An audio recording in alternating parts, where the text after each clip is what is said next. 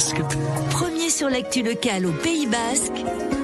Ici matin. Il est 7h47, soyez prudents sur la route et partout où vous vous trouvez au Pays Basque parce que j'ai l'impression que toutes les routes sont verglacées, même si elles sont en cours de salage. Du froid justement, on va en parler au Yann Alarsabal avec l'invité d'ici matin. Nicolas Duvalet, Gounon, bonjour. Gounon. Vous êtes technicien accompagnateur de rénovation pour Solia Pays Basque. Qu'est-ce qu'on peut faire pour avoir moins froid chez nous là aujourd'hui? À part augmenter le chauffage, est-ce qu'il y a des petits trucs qu'on peut faire?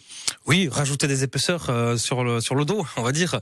Ne pas hésiter à mettre plusieurs pulls, par exemple. Bon, c'est la solution, je dirais, facile. Après, si on cherche un peu plus dans le détail, il va falloir traquer en fait les fuites d'air dans le logement. Si on fait rentrer de l'air froid, forcément, ça va être compliqué de chauffer.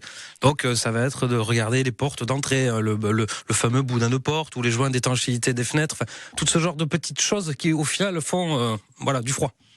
Selon le dernier baromètre du médiateur de l'énergie, plus d'un tiers des habitants déclarent avoir souffert du froid dans son logement au moins une journée l'année dernière, l'hiver dernier. Est-ce que c'est pareil ici au Pays Basque? Oui. C'est plus doux pourtant. Ben oui, bien sûr, il fait un peu plus doux, mais en même temps, le corps s'habitue et quand il y a un petit pic de fraîcheur, là, de froid, on le ressent. Et en fait, la majorité de nos personnes que l'on accompagne, les ménages qu'on accompagne pour leur projet de rénovation énergétique, le sujet principal, c'est j'ai froid dans mon logement. On va rappeler que Solia, donc, c'est une association agréée par l'État. Vous êtes chargé de favoriser l'accès et le maintien dans l'habitat des personnes les plus fragiles. Vous rencontrez tous les jours des personnes qui habitent dans des passoires thermiques, c'est comme ça qu'on dit. Il y en a beaucoup des passoires thermiques au Pays Basque? Alors, de notre point de vue, il y en a trop, en fait. Je dirais, on est un peu, évidemment, dans la focale, nous, puisqu'on accompagne, comme vous dites, les ménages en situation défavorisée, situation de précarité énergétique, en l'occurrence, puisque précarité énergétique, ça veut dire quoi? Alors la précarité, c'est une définition. Donc, mais derrière la définition, on reviendra après. Il y a quand même des personnes et voilà des choses vraies. Mais la précarité, c'est un ménage qui utilise plus de 8% de son budget, donc de son salaire, dans l'énergie pour son logement. Donc chauffer, éclairer et tout. Donc c'est quand même déjà une définition assez précise. Et 8%, ça peut aller très vite. Très très vite quand on voit le prix de l'énergie et le prix des salaires. Donc la précarité énergétique, c'est ça. C'est des difficultés financières et surtout de l'inconfort pour se chauffer.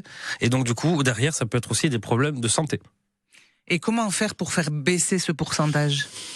Alors, il n'y a pas de solution miracle, je dirais. Alors certes, il y a des solutions, comme je disais, rajouter des épaisseurs, traquer les fuites. Mais en fait, le nerf du sujet, c'est qu'il faut en fait isoler son logement et avoir un chauffage efficace. Nicolas Duvalet, pour isoler, il faut de l'argent. Ça coûte beaucoup. Et aujourd'hui, il y a de moins en moins d'aides pour ça. Alors, je ne sais pas si on peut dire moins en moins. Il y a eu effectivement des années où il y a eu beaucoup d'aides. Il y a des années où il y en a un peu moins. Peut-être qu'effectivement, dans un creux de vague. Ceci dit, si le projet de rénovation énergétique est bien mené, il est bien accompagné, il y a des bons conseils, on va trouver les solutions adaptées. Et les solutions adaptées, après, on va avoir des coûts qui vont être maîtrisés grâce aux aides financières. Malgré tout, il reste des aides financières. Mais là, clairement, MaPrimeRénov', c'est fini depuis le 1er janvier.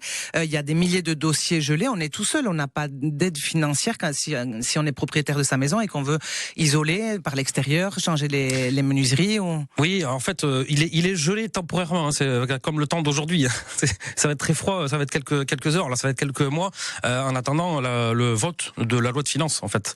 Mais l'aide financière, MaPrimeRénov', elle est existante. Le conseil d'administration de l'ANA, le 16 décembre dernier, l'a confirmé. Le budget, il est là, en fait. C'est juste que, au niveau, mais tout le monde le sait, au niveau national, le budget loi de finances 2026 n'est pas signé. Donc votre conseil, c'est d'attendre un peu pour faire les travaux d'isolation ? Alors attendre un peu. En fait, l'accompagnement technique que l'on propose, il prend du temps. Il ne faut pas se leurrer. On a aujourd'hui la nécessité de faire un premier contact avec les personnes pour caractériser leurs besoins, dont j'ai froid dans le logement.